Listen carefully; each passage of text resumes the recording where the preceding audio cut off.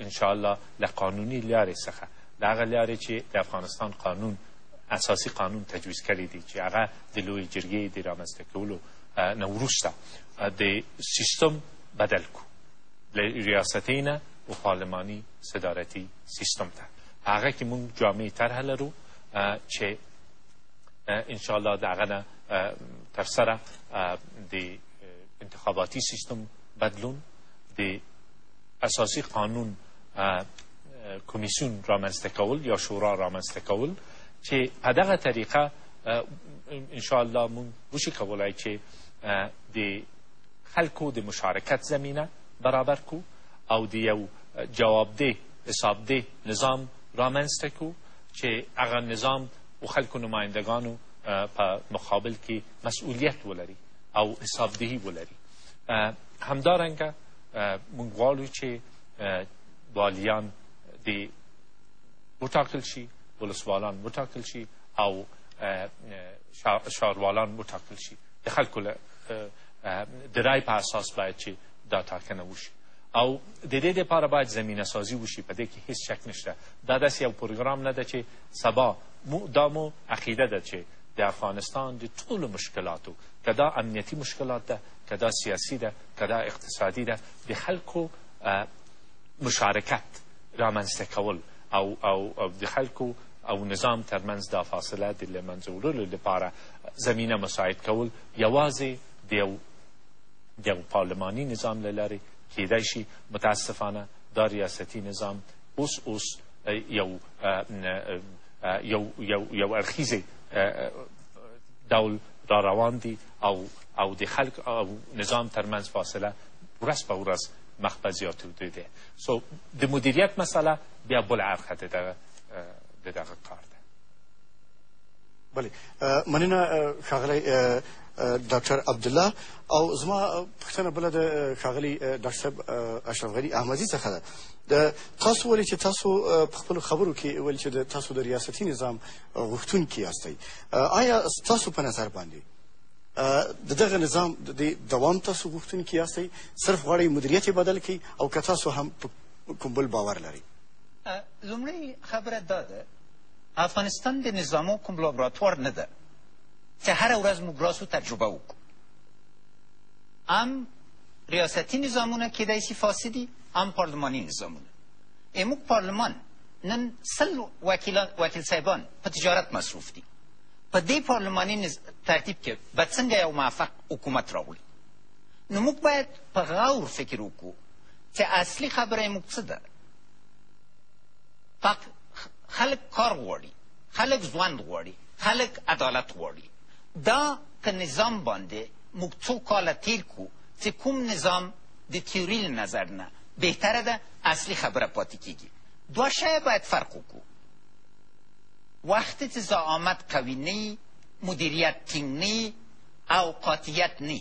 هر نظام چې په فساد باندې بدلیږي نو اما لومړی خبره دا ده چې د اوسني اساسي قانون په چوکاټ کې موږ کولی سو چې زر تر زر ډېر اساسي تغییرات راولو په شرط چې یو ملي ټیم په یو ملي اجماع باندې ودرېږي او اساسات ولري ما وکړی سول وقتی چې انتقالي حکومت کې ډېر زر مالیات مرکزي کړو او نور اصلاحات راوړو نو دا تجربه موجوده ده چې د افغانستان خلک د اصلاحاتو مانع نه دي اوسني نظام کې که غواړو چې حساب ورکو واضح شرایط دي سړی کوی سي چې نظام شفاف کړي ځکه چې د حساب ورکولو لاره موجود دوم د صلاحیتونو خبره ده ما د ملي پیوستون اساس کېښود هر کلي د افغانستان ته واضح صلاحیتونه ورکړل سول په همدې طریقه باندې زه غواړم 50% د بودیجه ولسوالیو ښاروالیو او ولایتو ته انتقال کړم په دې کې هیڅ نوعه ستونزه نشته چې یو مرکزي نظام کې سړی دا فیصله وکړي خبره دا ده چې اوسني شرایطو کې موږ لومړیتوب باید څه دې دپاره چې د خلکو خپل خلکو ژوند کې بنیادي تغییرونه راوړو او یا دا چې په یو بل لوی سیاسي بحث باندې لاړ سو چې نتایج معلوم دي نو ځکه زه فکر کوم چې که لس کال بعد وقتی چې یو اغیزناک حکومت منځته راغلی او دوه ګونده دموکرات ګونده منځته راغلي که بیا خلک د افغانستان غواړي چې یو پارلماني نظام ته لاړ شي هلته به موقع فعلي شرایطو کې زه دا نه وینم او زه فکر کوم چې یو قاطع او متحد او شفاف زعامت سره موږ کولی شو چې د ولس ډېرې ستونزې زر تر زره حل کړو. بله مننه ښاغلی ډاکټر اشرف غني احمدزی. یوه نکتې ته بیا باید اشاره وکړم چې موږ ولسمشر حامد کرزي ته هم بلنه ورکړې وه چې تر څو په دې خپرونه کې حاضر شي، خو متاسفانه هغوی رانغلل. موږ هیله من یو چې په راتلونکو مناظرو کې به دوی ګډون وکړي او هغه پوښتنو ته چې په دې اړه باندې راولاړې شوي دي دوی به ځواب ووایي. آقای دکتر عبدالله میخوایم از شما بپرسم، شما اظهارات دکتر صاحب اشرف غنی را شنیدین. اینا میگن که در صحبت‌هایشان اونا صریحاً گفتن که افغانستان لابراتوار تجربه یا آزمون نظام‌های مختلف نیست، هم نظام‌های پارلمانی میتونه فاسد باشن و هم نظام‌های صدارتی. پس به نظر شما منطق تغییر نظام از طرف شما در برنامه‌تان چی هست؟ چند مسئله است. یکی که خواست مردم افغانستان هم نیست. دو، مثال‌های وجود دارد در دموکراسی ها که اکثریت مطلق کشورهای دموکراسی دارای نظام پارلمانی صدارتی هستند و البته مدل های مختلف وجود دارد و آنچه را ما بر افغانستان می‌خواهیم مدلی که به افغانستان کار بده و در این شکی نیست که افغانستان لابراتوار نیست، اما افغانستان مال مردم افغانستان است. وقتی که از طریق قانونی، از مجرای قانونی، از طریق آوردن لوی جرگه نماینده های مردم اگر امی چیز خواسته بودند، پس ما حق از ایره نداریم که بگوییم مردم ایره نباید بخواهند. ما میگیم که از مجرای قانونیش که از طریق لوی جرگه است و با تعدیل در قانون اساسی باید این زمینه مساعد شود. در تجربه نظام ریاستی که به طرف تک فردی رفته و امروز هیچ نوع جوابدهی و حسابدهی وجود نداره و مردم در سطوح مختلف تصمیم گیری دخیل نیستن، یک تجربه ناکام متاسفانه بوده. من اعتراف میکنم که خود ما در لوی جرگه قانون اساسی متاسفانه از نظام ریاستی پشتیبانی کردیم و فکر میکردیم که در مرحله آغازین شاید که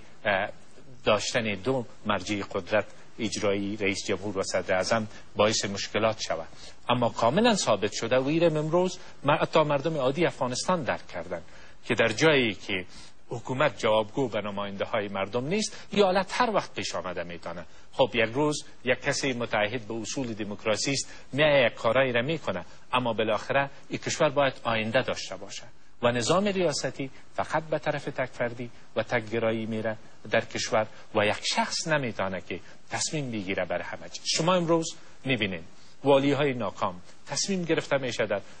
ریاست جمهوری از یک ولایت به دیگه ولایت به دیگه ولایت و به دیگه ولایت میرن و بعد ارتقا داده میشن به حیث مشاور رئیس جمهور. این چیزایی است که این سلسله‌ای که ارتباطات یا رابطه بر ضابطه حاکم میشه و اصول پایمال میشه، این در این شرایط هست. البته مسائل دیگه هم هست. ما که میگیم که سیستم انتخابات از سیستم انفرادی به سیستم مختلط بره، این کمک میکنه به تشکیل احزاب سیاسی. جامعه مدنی باید تقویه شود، مطبوعات باید تقویه شود. همه اینها جزئی یک پکیج است یا مجموعه نظریات است. تفکیک قوای سیگانه بسیار خوب صورت گرفته میتونه در یک نظام پارلمانی. امروز میبینیم که متاسفانه قضای مستقل نداریم و فیصله های پارلمان نادیده گرفته میشه، قانون اساسی پایمال میشه. همه اینها تنها یک تئوری نیست، یک تجربه انسانی است و بالاخره باید از راه قانونیش نظر مردم افغانستان در این مورد گرفته شود. بله، تشکر آقای دکتر عبدالله. ما البته پرسش‌های زیادی وجود دارن و ما هم علاقمندی زیادی داشتیم که این برنامه را همچنان ادامه بدیم، ولی نسبت به کمی وقت داریم رسما به آخرین پرسش میرسیم که این پرسش از هر دو نامزدان محترم مطرح خواهد کردیم و ما آرزو داشتیم که امروز در برنامه امشب ما آقای حامد کرزی نیز حضور می داشتن و با پرسش ها پاسخ می گفتن و همچنان برنامه های خود را